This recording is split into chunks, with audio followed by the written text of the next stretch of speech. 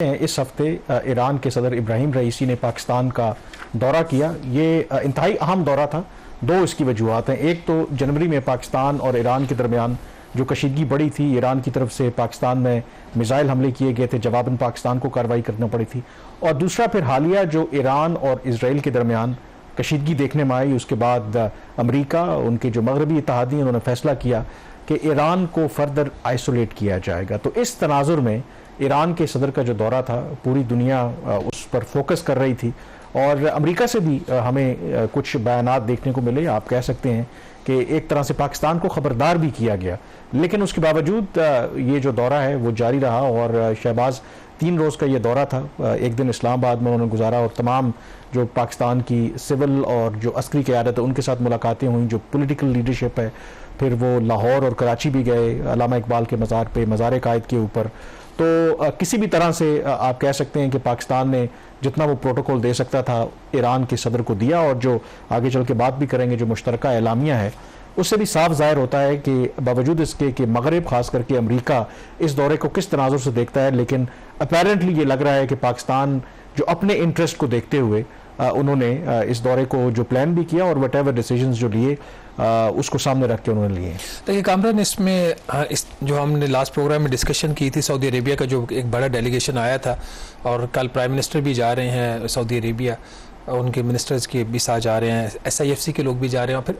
इसी कॉन्टेक्स्ट में ईरान के प्रेसिडेंट का जो दौरा, जो डिप्लोमेटिकली जो पाकिस्तान के अंदर एक आइसोलेशन का पैगाम था, वो एक कम चीज़ हो रही है और पाकिस्तान की जो इंटरनेशनल इंगेजमेंट्स हैं वो पॉजिटिवली आगे बढ़ रही है। ये तो इसका एक है, इसका ओवरऑल एक पॉजिटिव पर्सपेक्टिव गया। और कोई माजी की तरह इस दफ़ा कोई ऐसा कोई कंट्रोवर्सी उनके दौरे के, ईरानियन प्रेसिडेंट के दौरे के दौरान इस दफ़ा नहीं है, which is again a good sign. मैं इसको चूँकि इकोनॉमिक पर्सपेक्टिव से देखूंगा, वो भी आप जॉइंट स्टेटमेंट में भी उस चीज़ का जिक्र करेंगे। मैं ये एक्सपेक्ट कर रहा था कि कुछ एटलीस्ट कुछ मफाहमती याददाश्तें ही सही, अगर कोई मायदे नहीं है या जो पुराने जो कुछ एग्रीमेंट्स हुए उनके ऊपर implementation status including Iran Pakistan gas pipeline,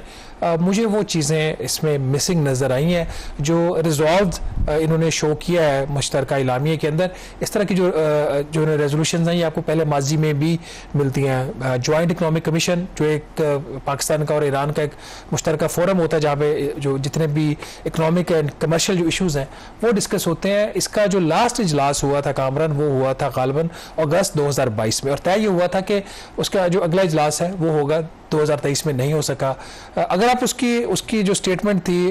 जो पिछला इजलास हुआ था जॉइंट इकनॉमिक कमीशन का, वो उठा के देख लें, और जो 20वां इजलास हुआ था जो 2017 में हुआ था, उसके फिर ये तकरीबन 5 साल बाद ये 2022 वाला इजलास हुआ था, तो लैंग्वेज आपको ऑल टुगेदर सिमिलर ऑलमोस्ट मिलती है। तो to me diplomatically it's good, but economically there is no major development. एक बात आपको पता है कि जिस बैकग्राउंड में, जिस तनाजुर में ये विजिट हो रहा था, जैसे मैंने कहा कि पूरी दुनिया की नजरें लगी हुई थी। जहां तक ईरान गैस पाइपलाइन की बात है, ऑलरेडी अग्रीमेंट तो पाकिस्तान और ईरान का तो आपको पता है कि 2013 में हो गया था। इसमें इशू ये है कि पाकिस्तान ने अपनी साइड पर काम नहीं किया था, जिस पर हमने हालिया पेशरफ देखी कि पाकिस्तान ने यह फैसला किया कि 80 किलोमीटर की जो पाइपलाइन है पाकिस्तान वो बिछाएगा। तो इसमें कम से कम जिक्र किया गया, जो मेरी जो जराए से बात हुई, जो लोग जानते थे इस विजिट के हवाले से, जो विजिट उनके ख्याल से पॉजिटिव था इन द सेंस, बट बहुत सी ऐसी चीज़ें हैं कि शायद इस मौके के ऊपर आप एक पब्लिक जो अटेंशन है, गिवन द फैक्ट कि जो ईरान की जो लड़ाई है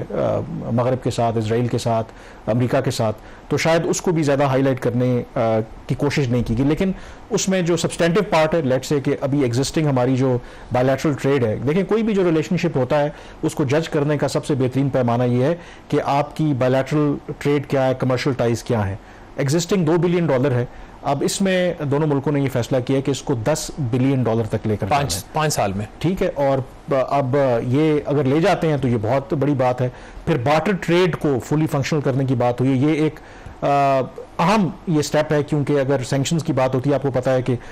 ईरान के साथ जो बैंकिंग चैनल्स के इशू हैं, तो बार्टर ट्रेड के जरिए आप उस जो सैंक्शंस वाले रेजीम को ऑफसेट कर सकते हैं। एक तो इसके अंदर ये चीज़ है। फिर PTA हमारा उनके साथ है, जो प्रेफरेंशियल ट्रेड एग्रीमेंट है, फ्री ट्रेड एग्रीमेंट की बात हो रही है, उस प्रोसेस को एक्सपेडाइट करने की बात हो रही है।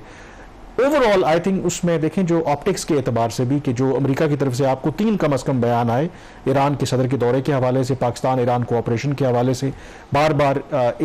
अमेरिका जो है कभी खुल के कभी दबे अल्फाज में पाकिस्तान को ये वार्न करता रहा कि आप ट्रेड रिलेशनशिप हो, गैस पाइपलाइन हो, अगर आप परसू करेंगे तो आप पर इक्तसादी पाबंदियां लग सकती हैं। लेकिन एटलीस्ट जॉइंट स्टेटमेंट के अंदर पाकिस्तान ने आप उसे कह सकते हैं कि कोई ऐसा तासुर नहीं दिया कि वो अमेरिका की जो भी धमकियां हैं उससे किसी भी तरह से वो मरूब हो रहे हैं, बल्कि उन्होंने जो भी अपने रिलेशनशिप थे उसको चीज़ें रखी। फिर दूसरा आई थिंक जो इंपॉर्टेंट बात है इसमें ये हाईलाइट करने वाली है, क्योंकि जनवरी में दोनों मुल्कों के दरमियान जो हिकअप आया था उसके बाद जो दहशतगर्दी के हवाले से कैसे उससे निपटना है, बॉर्डर सिक्योरिटी, जो अहम इसमें एक फैसला लिया गया, बल्कि ईरान के सदर के आने से पहले ही जो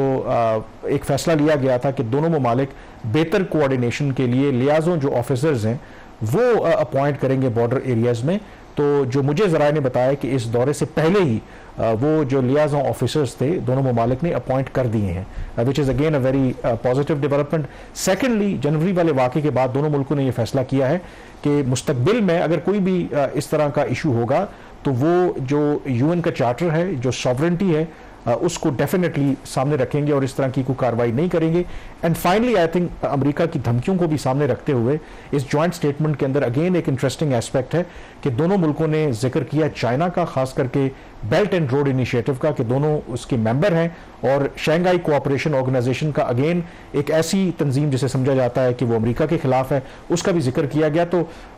सब्सटेंटिव पार्ट बेशक उसमें आपको बहुत नजर ना आए, बट ऑप्टिक्स के एतबार से बहुत सी ऐसी चीजें हैं जिसमें आई एम श्योर कि जो मगरिब है और अमेरिका है उसको बड़ा क्लोजली फॉलो कर रहा होगा।